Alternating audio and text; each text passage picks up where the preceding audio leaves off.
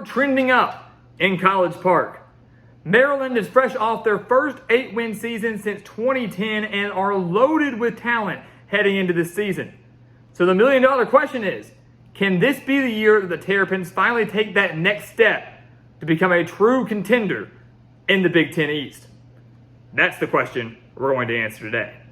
So welcome back to the Gridiron Expert, guys. We're so glad that you could join us today. As always, please continue to like, comment, subscribe, share our videos, and of course, check out everything down in the description below, including our expert picks over on our website, thegridironexpert.com. You do not want to miss out on those picks, guys. We beat out over 80% of the national handicappers each of the last 5 years. So if you want a guaranteed winning season, guaranteed money right back in your pocket, and the best customer service that any handicapper is going to give you, well, this is the place for you. You do not want to miss out on that. One of the lowest prices in the country, some of the best picks in the country. Go take advantage of it for that full year-long subscription. Check out our Patreon account as well for exclusive college football content year-round as a member of our Patreon Wall of Fame. And send us some gear. We would love to represent your team in our Gridiron Expert background for every single video, whether it is Maryland or somebody else. Send us some gear to the mailing address down in the description below as we expand our GE Nation from coast to coast. And I got to tell you, I would love to get one of those fancy-looking Maryland helmets up here in our background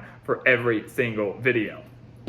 So let's take a look at the Terps, guys. Let's take a look at Maryland. Mike Locksley doing a phenomenal job. A Maryland team that really struggled to find their way since joining the Big Ten. And he comes in and really transforms them. A winning season 2 years ago with that big bowl win over Virginia Tech. Last year, finishing with 8 wins. Another bowl win, this time over NC State. I mean, they're doing really good things in College Park. And now the team's loaded with talent. Offensively, I love it.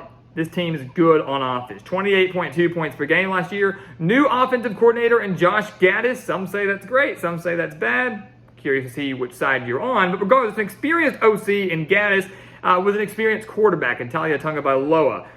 Over 3,000 yards last year through the air with 18 touchdowns. He's already the #1 passer in Maryland football history. So he's going to continue to add to those stats. You look at the rest of the team, Roman Hemby returns after 989 rushing yards and 10 touchdowns last year. Their top 2 pass catchers return, led by Deshaun Jones. The only concern for me from Maryland is the offensive line. An offensive line that gave up 43 sacks in 2022. The biggest weakness for Maryland this year is going to be the trenches. It's going to be their offensive line. It's going to be their defensive line. They've got to find a way to just withstand the strength of the Big Ten up front. They've got to find a way to show a little bit of improvement from lackluster performances on both sides last year.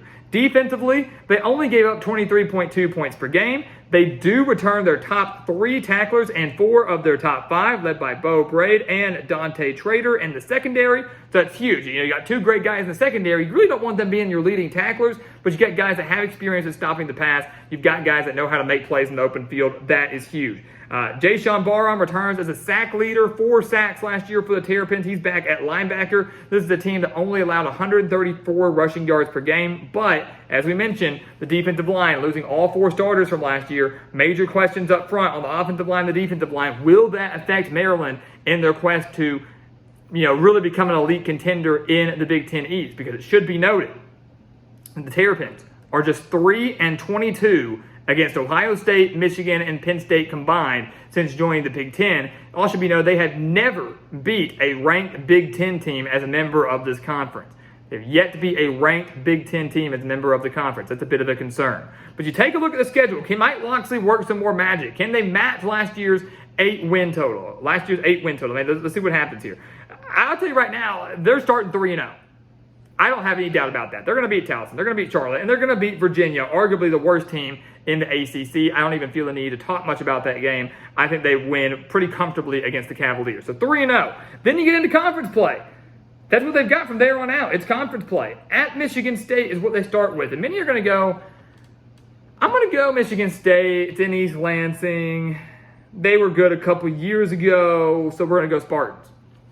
And the answer to that is no, you don't do that. You can't do that, right? I like Maryland in this game, and I like them a lot. They beat Michigan State 27-13 last year, and some would say only 14 points, that's not bad. That game was a lot worse than the score indicates, right?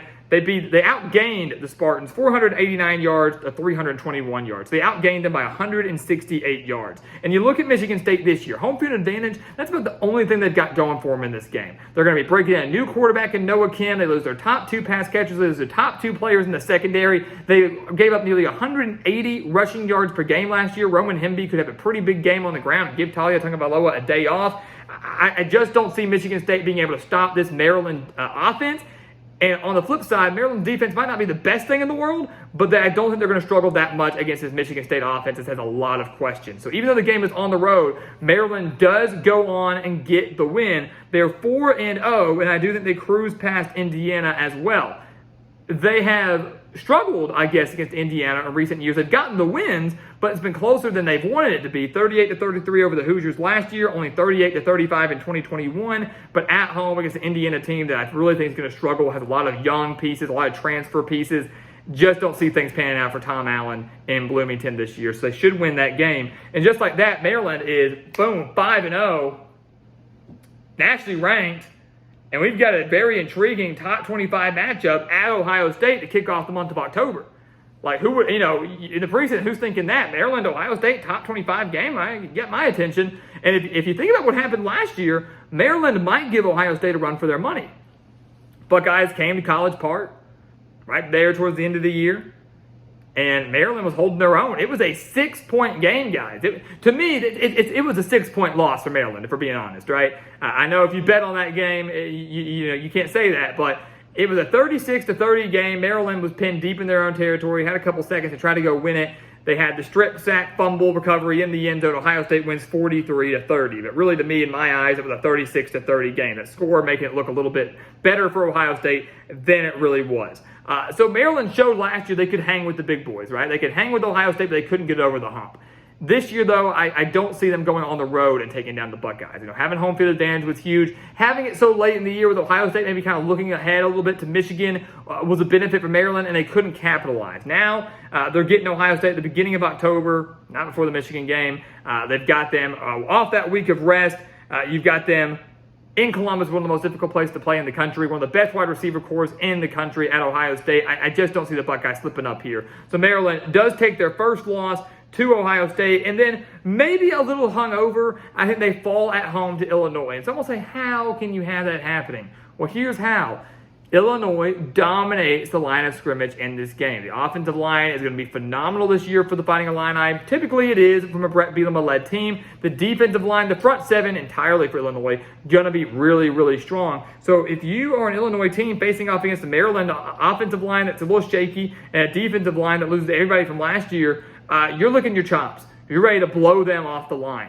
And I think that's exactly what happens. I think Illinois kind of bullies their way around against Maryland. Even though it is on the road for the Fighting Illini, I think they get the win, not in dominating fashion, but Maryland's going to struggle to protect their quarterback, and they're going to struggle to create any pressure against Luke Altmaier and his Illinois offense. Low-scoring game, Illinois gets the win. Maybe a little bit of Ohio State hangover as well. Maryland is 5-2 heading into their bye week. Not a bad record. It's not. It's not a bad record by any means at all.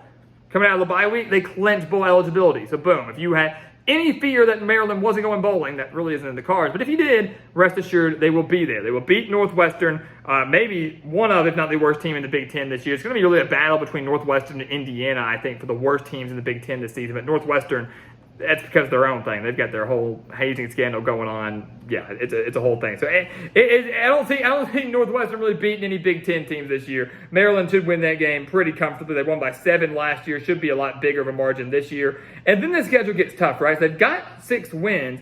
And this is kind of where it gets interesting for Maryland. It's like, can they finally beat one of the top dogs? You host Penn State. You host Michigan. You're hosting 2 of the top dogs in the East. Can you pull off an upset against one of them? Well, I'm going to tell you right now, I don't think they beat Penn State. Penn State is way too good, guys. Maryland, 3-42-1 all-time against the Nittany Lions. They have 3 wins total against the Nittany Lions, although 2 of those have come in conference play. 2 of those have come in Big Ten conference play, so that's kind of an interesting note there. But they traditionally struggle against Penn State. Listen to these numbers, guys. They lost 30-0 last year to Penn State. They lost 31-14 in 2021. They have lost 7 of the last 8 to the Nittany Lions, with 6 of those decided by at least 17 points, and 4 of those decided by at least 30 points. Penn State has owned Maryland. And this year, with a Nittany Lions team that is loaded from top to bottom on both sides of the ball, I just don't see Maryland finally choosing now to be the year they get over the hump despite having home field advantage. So they dropped the game to Penn State. I do think they dropped the game at Nebraska, a team that is going to be drastically improved under Matt Rule, number 1. Number 2, has home field advantage. It's not an easy place to play. Lincoln, not an easy place to play. And number 3, there is such a thing for Maryland as the Penn State hangover. And you might be asking me what that is. Well, listen to this.